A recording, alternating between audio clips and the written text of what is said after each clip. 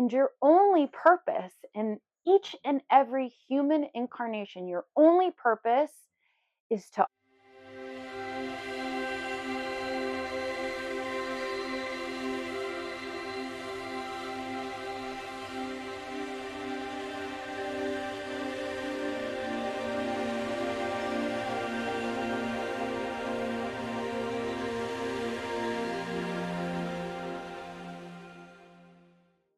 So I want to preface this video with a little explanation of how I uncovered how to really recognize what my purpose is in this life. I've been obsessed with purpose since I was a little girl. For some reason, I just had this deep, innate desire. It was like something in me that knew I had a purpose in this life. It was almost like I couldn't waste this life. I couldn't just be a regular, normal human being, that I really had to take advantage of this life and I really had to live out my purpose. And that has been a deep drive in me since I honestly could remember.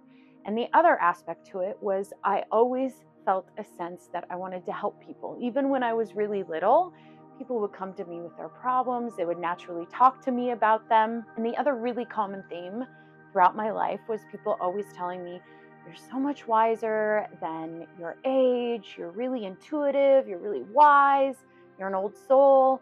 So I had these common themes in my life, and I was just living a regular, normal human life until I had my spiritual awakening in 2016, really is when it started, when I picked up a book called You Are the Placebo, and everything in my life and in my reality changed after that moment. And since then, that was about 7 or 8 years ago, I have been on an even deeper mission to understand my purpose on an even deeper level and to really help people understand the workings of the universe, understand the workings of the human mind and the human psyche. So as I was creating this business of helping people with those things, with spiritual awakenings, with understanding the human psyche and their emotions and creating a better life, I soon found that I was sort of becoming obsessed with building the business and watching personal development and working really hard.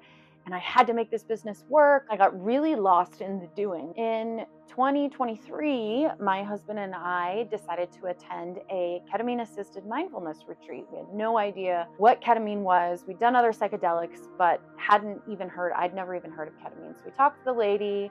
It sounded like right up our alley, something that would really fit for us. I was looking for, again, answers. I was looking for, how do I get out of this sort of masculine, stuck doing, pushing really hard? It's like I couldn't even have 1 minute of the day that I didn't feel like I needed to be working on something, or else I didn't want my business that bad. That was the thought at the time. And I noticed anxiety starting to creep up and this rigidity and not wanting to be around people and really losing the essence that had brought me on the path in the first place. So we went to this ketamine retreat, fundamentally shifted everything.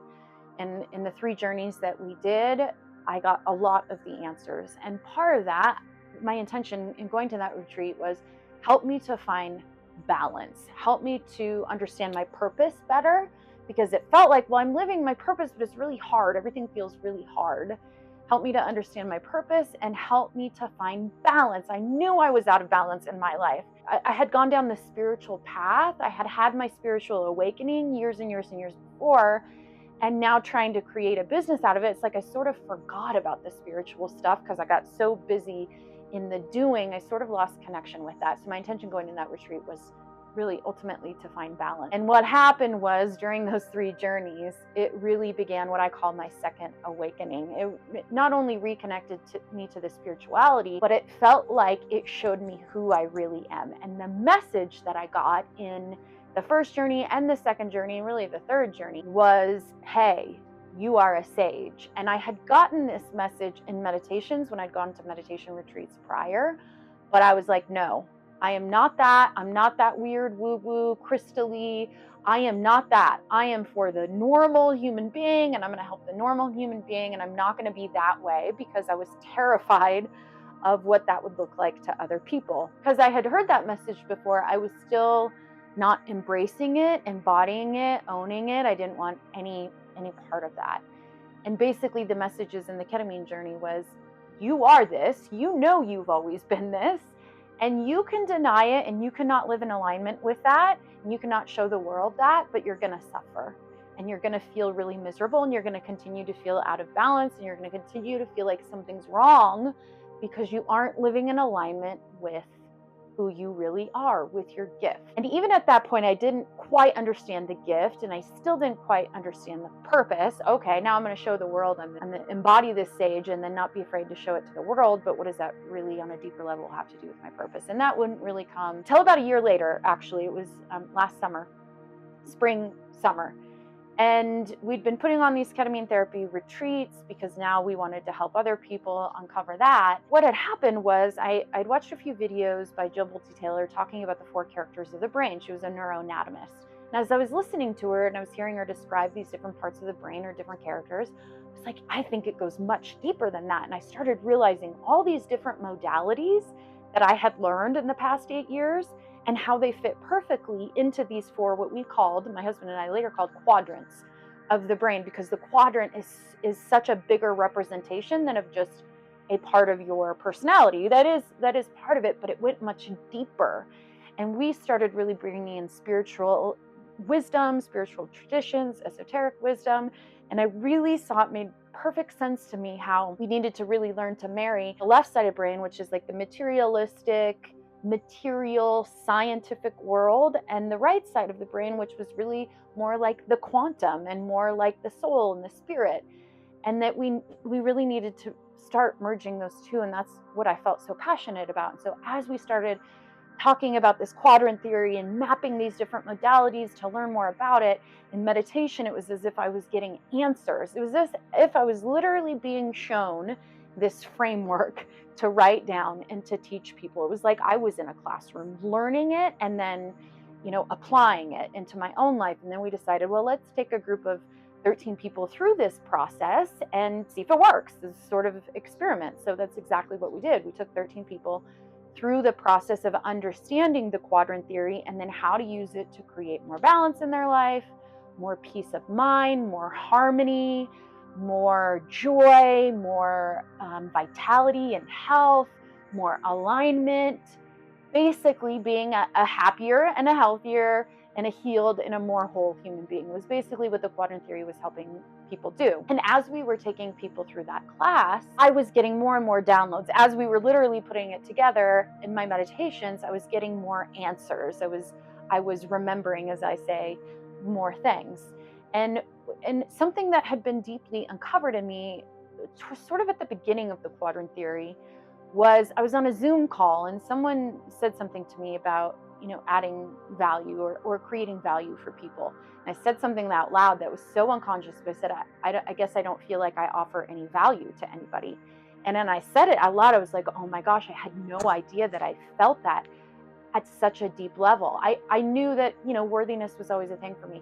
But to truly say it out loud and see, oh my gosh, I really believe that I have a subconscious belief that I have no value to offer anybody. And that's what really was making things so tough for me in my business. And so that sort of, as we know, was another layer that I peeled back in my own evolution and personal transformation. And that opened a portal really for some really deep healing for me and understanding. And on the cusp of that, I went into a meditation one day, and that was, sort of on the forefront of my mind. And in this meditation, like many others, it was as if I went into a classroom and I was being taught by my higher self, you could say, because that's really what the ketamine did for me as well. It reconnected me with, I will call my higher self. You can call it your soul, consciousness, whatever it is that you want to call it. But for me, it was a higher, it was who I really am in energy form. And it reconnected me with that. And so I knew I was connecting with that in my meditations, and it was helping me uncover who I really was, be in alignment with who I really was, and then helping people understand that in themselves. And in the meditation, as I'm, having almost a conversation, it asked me, what has been a common theme in your life? And I went back to exactly what I told you at the beginning of this. People have always told me how wise I was. People have always told me that I'm, older than I know. People have always said, like I have wisdom to offer the world. And I had always been very interested in helping humans. And at the same time, felt very not human in my life, especially in my junior high and high school years. I ended up trying to commit suicide twice, 15 and 16, because I so didn't understand how I didn't feel like I had lots of friends, I was popular, but it felt like I was on the outside looking in. I was with these people all the time. People loved me, and I loved people. And yet I still feel like there was something different about me than them. I couldn't understand why they seemed to just be okay with like normal life, and I couldn't. It was like I needed more from life. And of course, as a teenager, when you don't understand that, you think something's wrong with you, and led to a lot of depression and addiction that I would struggle with up until my spiritual awakening. So I looked at that and went, oh my gosh, what were you born as? I was born as an Aquarius. And then I went, well, what is the Aquarius sign under? It's under quadrant 4 in our quadrant theory framework. Well, what are the characteristics of quadrant 4? And I went through the list of all the characteristics of quadrant 4. And this voice said to me, those are your gifts. And your only purpose in each and every human incarnation, your only purpose is to bring in your gifts and offer it into the three-dimensional world to create a better world for everybody, but to learn lessons. The human experience is for our soul to evolve, and our soul cannot evolve without challenges and lessons. Your human identity cannot evolve or transform without challenges and lessons. It's how we learn. If everything's perfect all the time, you will never evolve and you will never learn. And so I went, oh my gosh, everything is in balance in the universe. So of course we come in with gifts, and of course we come in with lessons. This is the world, the three-dimensional world of Earth is duality. So of course, to keep the balance, we're going to come in with gifts and we're going to come in with lessons to learn. And all of a sudden they showed me clearly from quadrant 4 to quadrant 2, the pole that connects quadrant 2 and quadrant 4. And one end of the pole is all of these beautiful gifts that I actually have to offer. And guess what another aspect of quadrant 4 is? The sage, literally, because I map Jungian psychology. And one of the archetypes Jung talks about is the sage. And the sage I mapped under, I'm pointing here because I'll show you in a bit, under quadrant 4, which was what I was born into. I was naturally born into quadrant 4 as an Aquarius. Aquarius is associated with the air sign, which is the element of quadrant 4, is air. And so those things always came natural to me. However, because of not only cultural conditioning of all of that stuff, but also in my family, conditioning from my dad that, I learned not to trust myself. And, a lot of times he says something's wrong with me. Now, I want to say that my parents and I have a beautiful relationship. I love my parents. And whenever I talk about healing from your inner child wounds, it's in no way, shape, or form ever blaming parents, because they're unconscious as well. We all are, until we wake up and do our own healing.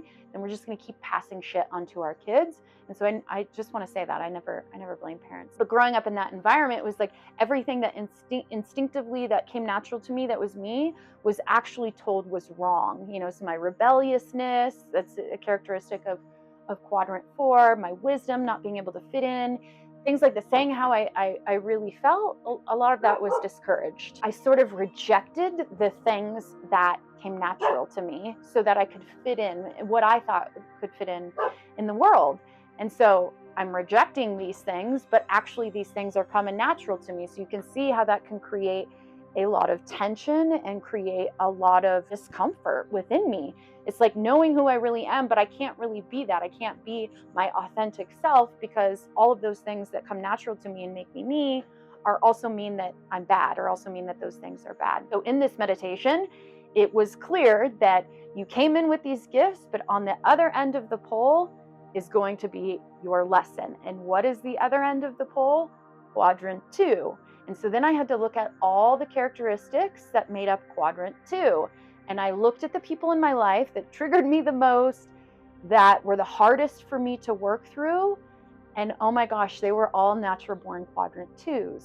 But what I realized is actually those were my biggest teachers. So if part of my lesson is in quadrant 2, which is emotion, which is intuition, which is rest and darkness and going within, the really feminine nature. If I was raised with a parent that taught me how to trust myself, then that wouldn't be a lesson. But I was raised with a parent that sort of taught me the opposite, not to trust myself. And you can think of quadrant 2 as the sacral and as the root. So if I was taught not to trust myself, I would never, my soul and my human self would never have to learn the lesson of trusting myself, right? So my dad was actually my teacher. We had soul contracts to come in and go, okay, I'm going to be your dad so that your soul can learn intuition and trusting yourself in this life to evolve your soul. So I went, oh my gosh, I completely understand now what it means to be authentic, to live out our gifts, to learn our lessons, because there's going to be certain things for certain people. It made perfect sense to me. And I finally understood, okay, the whole purpose is just to offer my gifts. And that may mean through the way of a business, but it doesn't have to be. As long as you are offering your unique gifts to the world, that's really all that matters. Because think about it, when you're doing things that feel natural to you, that came natural to you as a kid, which will be characteristics of your natural born quadrant, that's when you feel alive. That's when you feel aligned. That's when you feel really good. But if those things that feel good to you aren't accepted by culture or aren't accepted by your caregivers, you're going to shut those off and you're not going to want to be them, but then you're going to be in total disalignment. You're not going to be in alignment at all, because of the true part of you, the part of you that's actually your gifts, is trying to come through. But the inner child, the fearful young child, is saying, no, this is bad. If you're this way, you won't get love and you won't get safety. So the first aspect that you have to understand to your purpose is acceptance of your gifts. Okay, so I'm going to quickly break down the quadrants for you. And if you don't know what the quadrants are, we have a mini series that I'll put the link to it, and it's in the playlist. I'll put a link to it in the description section, so you can go through and watch the Quadrant Theory mini series, because it gives you a really broad understanding of the different quadrants and what they are and where they came from and everything else. So this will be Q1, this will be Q4, this will be Q3, and this will be Q2. So the first aspect to really living out your purpose, which is offering your gifts to the world, is acceptance of your gifts, right? But in order to do that, you're going to have to do what we call shadow work or inner child healing work. And that exists here in Quadrant 2. And we have a whole self-paced 4-module course that you can purchase that is focused on just that. That is focused on what we call the boardroom, the inner child healing, the shadows, the trigger process, and how to move through these triggers so that you can extract the gold. And once you can do that, then you can actually embrace your gifts, because you're not stuck on these old imprinted subconscious beliefs that were imprinted the first 7 years of your life, telling you that most likely all the gifts or the things that come natural to you are bad. So the first step is acceptance of your gifts. It's the very first step in this process. If you want to live out your purpose, you have to accept your natural born quadrant gifts. And so for me, as the sage, that was up here. It was actually feeling comfortable offering my wisdom and trusting myself. And if I could trust myself, because that was my lesson, then I really could offer my wisdom to the world. And then it totally took value out of the equation. It had nothing to do with value, because I was just in alignment with what I was supposed to be doing anyways. And so once I could work through that, and I could really trust myself and trust my intuition, then I could really offer my wisdom, which is a characteristic of Quadrant 4. And now that I can offer that, I can actually live in alignment with the gifts of my natural born quadrant. Now, how do we know, number one, what our natural born quadrant is? So your natural born quadrant is the element that is associated with your sun sign. In other words, up here we have air, then we have the fire element, then we have the earth element, then we have the water element. Okay, so those are the 4 elements associated with each quadrant. So air, your natural born quadrant, would be Libra, Gemini, Aquarius. That's going to be, if you are Libra, Gemini, or Aquarius, you're going to be a natural born Quadrant 4. Fire, Quadrant 3, is going to be Sag. I'm just going to put Sag, short for Sagittarius, Leo, and Aries. Those are the sun signs associated with fire. So you're going to be a natural born Quadrant 3 if that's your sun sign. Water is Cancer, Scorpio, and Pisces. And then the earth is Taurus, Virgo, and Capricorn. Those are your natural born quadrants. Natural, your NBQ, okay? That is the natural quadrant that you were born into. So the characteristics, if you're a Taurus or Virgo or a Capricorn, your element is earth. And so your natural characteristics are going to be all the qualities and traits that are representative of quadrant 1. Your lesson, because these exist on two different poles, just like this. You have one end of the pole, then you have the other. And you have to, in order to bring yourself into deeper and deeper balance, which means you're coming more to the center of the brain, which is more in balance. Think about it. If you're way out here or you're way out here, you're going to be way out of balance. Okay. So the closer you can come to learning your lesson, the closer you're going to come to middle on this specific pole that you were born into. Okay. So if you're a natural born quadrant 4, a natural born quadrant 2, and you're on this pole, you're going to most likely resonate and probably do something in your vocation or career that has to do with spirituality or healing. Anything that's on that pole is usually these two. So that's gonna appeal to you. You're gonna like psychiatrists, spiritual teachers, things like that, because that's that pole. And then this pole, you're going to be more of the material realm and the manifestation realm. So things that have to do with building material, things that have to do with being charismatic, because a leader is the characteristics of quadrant 1, and charisma is the characteristics of quadrant 3. So you're sort of going to be on that pole where you're going to more likely be in a leadership position, an entrepreneur, also on stage or comedian, things like that, to where you're seen more. Once you understand what your natural born quadrant is, then you can go, okay, what are the gifts? What are the characteristics of each of these quadrants? Now I know my gift, okay? That's half the equation. Then I have to learn my lesson. And it's the same thing. What are the characteristics of that quadrant? Those are the lessons that you need to learn in this lifetime. And the better you get at that, and the more balanced you're going to get in the center, the more magic that you're going to create in your life. Why? Because you're literally going to be in alignment with what comes natural to you. Now, this does not mean that you don't need to, number one, utilize all 4 quadrants. This is the purpose of our quadrant theory framework. The first aspect is sort of the human experience aspect, which is how do I bring balance into all of my quadrants, and therefore into my entire life, because each of these quadrants is going to represent different areas of life. I can map our seasons under this. I can map Chinese medicine under this. I can map the archetypes of the angels under this. I can map everything that pretty much exists in our human experience in these maps. We use astrology. We use, like I said, Jungian psychology. We use the elements. We use Dr. David Hawking's map of frequency. We use the chakras. We use even down to our biology, like our heart, the 4 chambers of the heart. I also teach in the class the different chemistry and biology that's happening when you're in each of these quadrants. So what chemicals are being released in your brain and in your body, what's happening in each of these. We also use the flow cycle and the 4 levels of consciousness to help you navigate how to move through these with ease. That's sort of like, how do I use the framework to create a better human experience for me?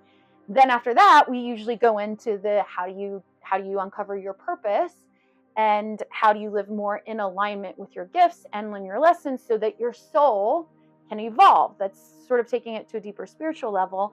And then after that, the last part of the quadrant theory framework, the 12-week class, is taking it deep into the esoteric world, which is how to understand how to use moon cycles to tap into different energies, how to activate on a deeper level the lessons and gifts from previous lives that you've had, so that you can speed up your soul cycle. Because the Egyptians believed that we actually will live at least one human life as a different sign, so that at minimum we have to go through 12 human lives.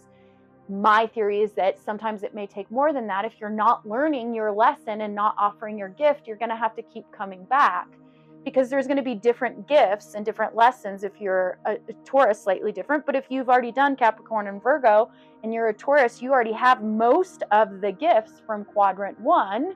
And this may be your last lifetime in quadrant that you come in as a quadrant 1. At this point for this video, I really just wanted to focus on how to uncover your purpose, because I know I'm not the only one out there that is obsessed with purpose, because you feel like something's off. And by the way, if you're a natural born quadrant 4, you're gonna be more likely to sense this sort of I have this purpose, because part of the characteristics of your natural born quadrant is helping humanity.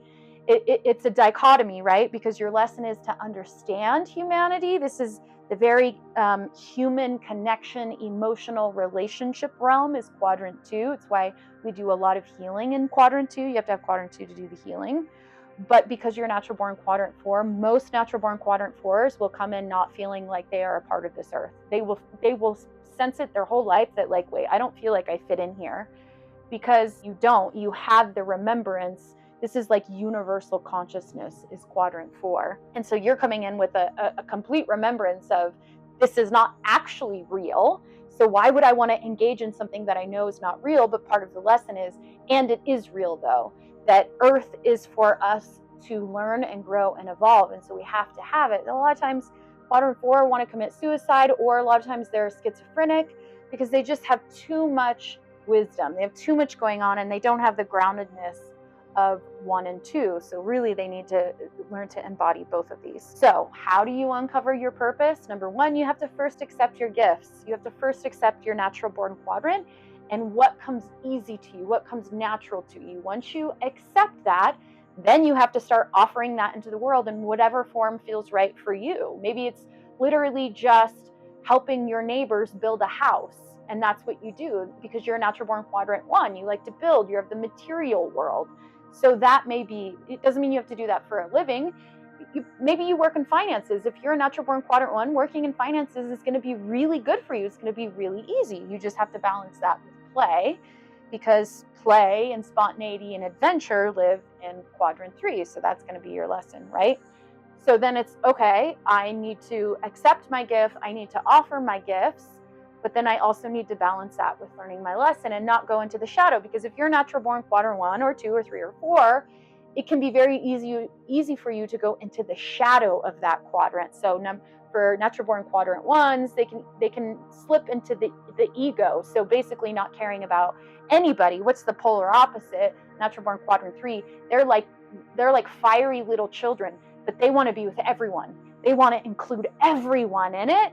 Natural born quadrant 1s are usually leaders, so they don't connect with everyone. They usually connect with themselves, which is a gift. You're going to see a lot of leadership as a natural born quadrant 1, and analytics and builders. They're of the material world of the earth. So once you accept it, then you're like, okay, now I need to really embody my lessons, right? I need to really learn what the other pole is.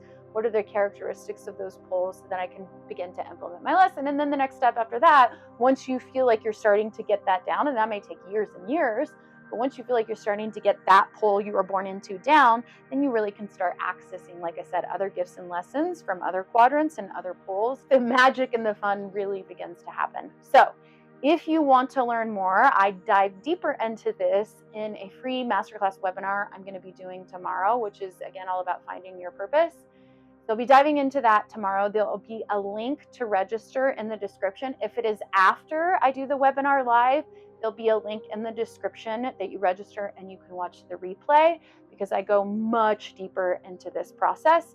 If you're interested, we start our Quadrant Theory immersive class, 12-week class, on February 5th. If this is something that resonates and something you want to learn more about so you can bring it into your life, there will also be a link in the description to book a call. So go ahead and book a call and we can go over all the details of the class, see if it's a good fit for both of us, and then go from there. But like I said, that'll be in there. All the links for all of these things, the mini series, the webinar, the replay, the book a call, those will all be in the description. I hope that this video was helpful for you. Let me know in the comments if this resonated. Did this resonate with you? Or is there something about it you're like, it doesn't seem to fit? Because that's great feedback, because then I can do another video on explaining maybe a deeper level so that you can understand the process of this a little bit deeper. So let me know in the comments if it resonates. Let me know what natural born quadrant you are and what you find yourself being really easy with and what you find yourself being really challenged with,